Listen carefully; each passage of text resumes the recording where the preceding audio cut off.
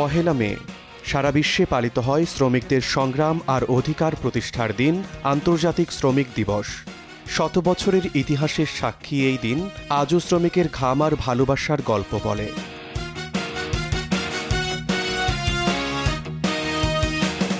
শ্রমিক যাদের হাতের ছোঁয়ায় গড়ে ওঠে সভ্যতা, যাদের ঘামের বিনিময়ে এগিয়ে চলে পৃথিবী। মে দিবস শুধুই একটা তারিখ নয়, বরং শ্রমিকের অধিকার এবং মর্যাদার প্রতীক।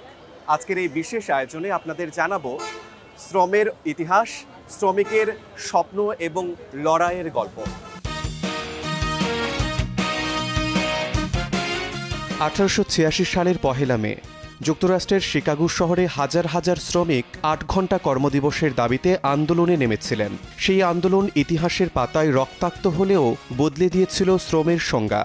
আজকের মে দিবস সেই ত্যাগেরই স্মরণ। শ্রমিকরা যখন টানা 12 ঘণ্টা থেকে 16 ঘণ্টা কাজ করতেন, বিনিময়ে পেতেন অল্প কিছু মজুরি। অমানবিক এই শর্তের বিরুদ্ধে শিকাগোর হেমার্কেট স্কোয়ারে জমায়েত হয়েছিল হাজারো শ্রমিক। সেখানে পুলিশ ও আন্দোলনকারীদের মধ্যে সংঘর্ষ বাঁধে, প্রাণ হারান বহু শ্রমিক। এই রক্তের ঋণ থেকেই জন্ম নেয় মে দিবস, আন্তর্জাতিক শ্রমিক আন্দোলনের অমর প্রতীক। 1889 সালে প্যারিসে অনুষ্ঠিত দ্বিতীয় আন্তর্জাতিক শ্রমিক সম্মেলনে পহেলা মে দিনটিকে শ্রমিকের অধিকারের দিনে স্বীকৃতি দেওয়া হয়। এরপর থেকে প্রতি বছর সারা বিশ্বে গর্জে ওঠে শ্রমিকের কণ্ঠস্বর, ন্যায্যতা, অধিকার আর সম্মানের দাবিতে। যে পজিশনে চাকরি করি সেই সম্মানটা পাই না এবং বেতনটাও সেই পরিমাণে পাই না। যে বেতনটা পাই সে বেতনটা আমাদের সংসার টানাটানি। শুক্রবারে খাটায় নেয়, এটা খাটায় নিয়ে আপনি মেয়ে দিবসে বন্ধ দেয়। এটা কিসের মেয়ে দিবস? কোনো মেয়ে দিবসই নেই। শ্রমিকের জন্য কিছু কোনো মেয়ে দিবসই নেই। কাজ হয় না, ঘুরি যাওয়া লাগে, রেট কম দেয়। ওই 800 500 ঠিক নেই, কোনোদিন হয় না। কাম বুঝা অনেক জায়গায় কাজ করলে আমরা টাকা পয়সা মাইরে দেয় না, বুঝছেন?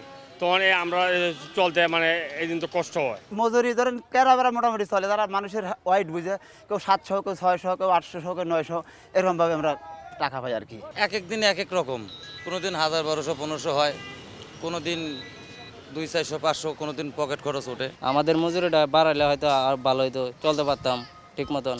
হয়তো বউ স্ত্রী আছে, ওরাও খাইতে পারতো, চলতে পারতো।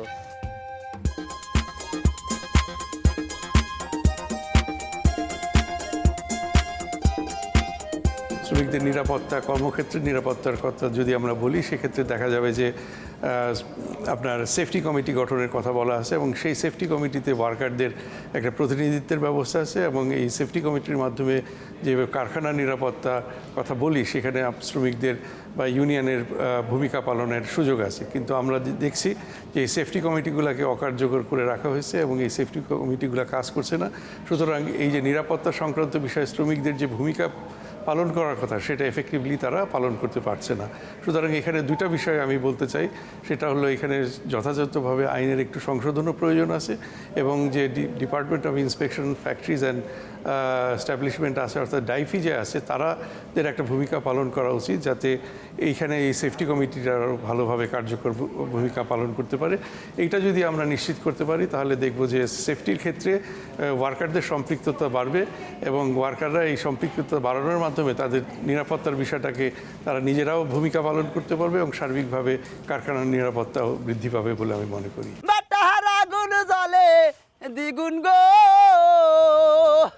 ওরে তবু কেন জ্বালাইলি আমায় খানি বানায়া বাটায় ফুরাইলি রে বিধি।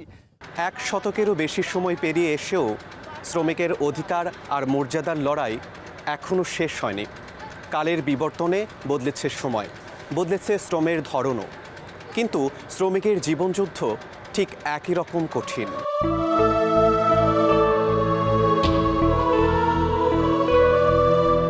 আন্তর্জাতিক শ্রম সংস্থার 2013 সালের তথ্য অনুযায়ী বর্তমানে বাংলাদেশে আনুমানিক 7,76,00,000 শ্রমিক সরাসরি বিভিন্ন খাতের সঙ্গে যুক্ত, যাদের প্রায় 85% অনানুষ্ঠানিক খাতে কাজ করেন।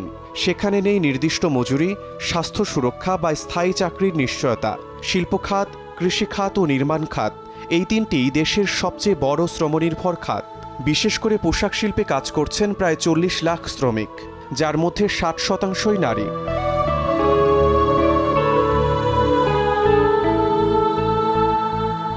বাংলাদেশে মে দিবস প্রথম উদযাপিত হয় 1960 সালে। 1972 সালের মুক্তিযুদ্ধের পর সরকার মে দিবসকে আনুষ্ঠানিকভাবে সরকারি ছুটি ঘোষণা করেন। আজও এই দিনে বিভিন্ন সংগঠন শ্রমিকদের অধিকার আদায়ের সমাবেশ, আলোচনা সভা ও র্যালির আয়োজন করে থাকে।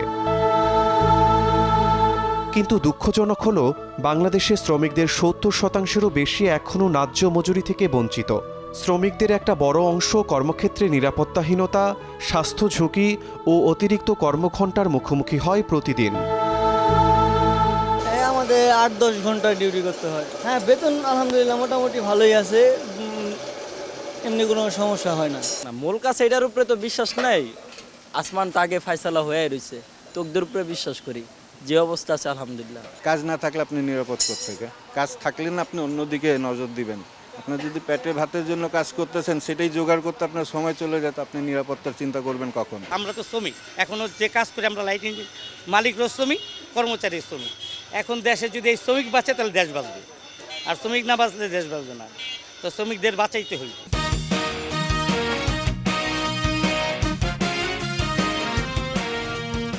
সংখ্যা বদলায়, সময় বদলায়, তবু শ্রমিকের চাওয়া একই থাকে: ন্যায্যতা, সম্মান আর নিরাপদ জীবনের নিশ্চয়তা। আজকের মে দিবস শুধু স্মরণ নয়, বরং কার্যকর উদ্যোগেরও প্রয়োজন বলে মনে করেন শ্রমিক সংগঠনের নেতারা।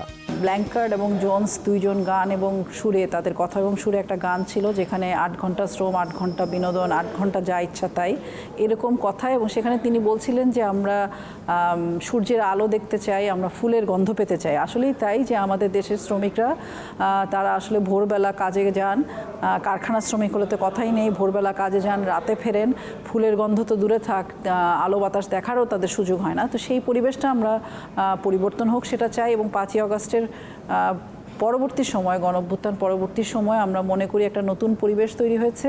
এবং এখানে আমরা এখন শ্রম সংস্কার কমিশনেও কাজ করছি, যেখানে আমরা মনে করি যে শ্রমিকের অধিকার এবং শিল্পের যে স্বার্থ, দুটোকে একত্রিত করে আমাদের আসলে দেখা দরকার। এবং সেটার জন্য আমাদের যেমন শ্রমিকদের অধিকারগুলোর কথা বলতে হবে, তেমনি আমরা আশা করি যে এখনকার সময় যারা উদ্যোক্তা আছেন তারাও নতুন করে শ্রমিকদের এই অধিকারগুলো নিয়ে ভাববেন, এবং যেটার সাথে উৎপাদনশীলতাও যুক্ত আছে। আমাদের শ্রমিকদের একটা খুব গুরুত্বপূর্ণ বিষয় হচ্ছে তাদের মজুরিটা নিশ্চিত আছে কিনা। আমরা যেটাকে বলছি যে যান, জীবিকা এবং জবানের অধিকার চাই। কারণ যদি আমার কথা বলার অধিকার না থাকে, আমার ন্যূনতম মজুরি, মর্যাদাপূর্ণ মজুরি না থাকে, তাহলে কিন্তু আমার উৎপাদনশীলতা হয় না। ফলে আমরা বিশেষভাবে মনে করি যে এই মর্যাদাপূর্ণ মজুরিটা দরকার। এবং একই সাথে মত প্রকাশের স্বাধীনতা, আমরা চাই যে এমন একটা পরিবেশ তৈরি হবে যেখানে শ্রমিকরা কথা বলতে পারবে, এবং সরকারের যে বিভিন্ন প্রতিষ্ঠানগুলো আছে যেগুলো শ্রমিকদের অধিকার নিয়ে কাজ করার কথা, তাদের ভূমিকাটাকেও আমরা এখন চাই যে তারা আরও শক্তিশালী ভূমিকা রাখবেন।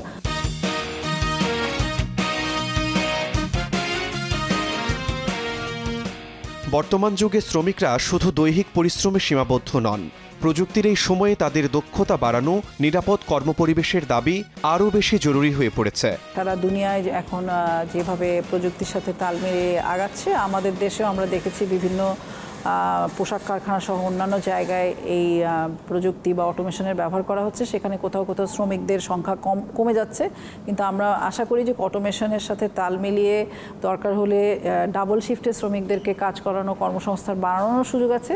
এবং অটোমেশনের সাথে খাপ খাওয়ানোর জন্য শ্রমিকরা যাতে ঝরে না পড়ে, বরং শ্রমিকরা যাতে কাজ করার সুযোগ পায় এবং অধিক শ্রমিকরা কাজ করে, শুধু পোশাক খাত না, অন্যান্য যে সেক্টরগুলো সেগুলোকেও যাতে আমরা বিকশিত করতে পারি, সেই বিষয়ে আমার মনে হয় আমাদের এখন মনোযোগ দেওয়া দরকার। এবং আমাদের দক্ষতা উন্নয়নের জন্য অনেকগুলো প্রতিষ্ঠান ছিল, আমরা যেগুলো সম্পর্কে অতটা ওয়াকিবহালও ছিলাম না আমরা শ্রমিক আন্দোলনের কর্মী হিসেবে।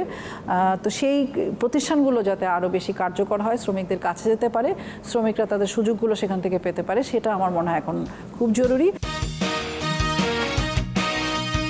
মে দিবস কেবল অতীতের সংগ্রামের স্মৃতি নয়, বর্তমানের প্রত্যয় আর ভবিষ্যতের স্বপ্ন।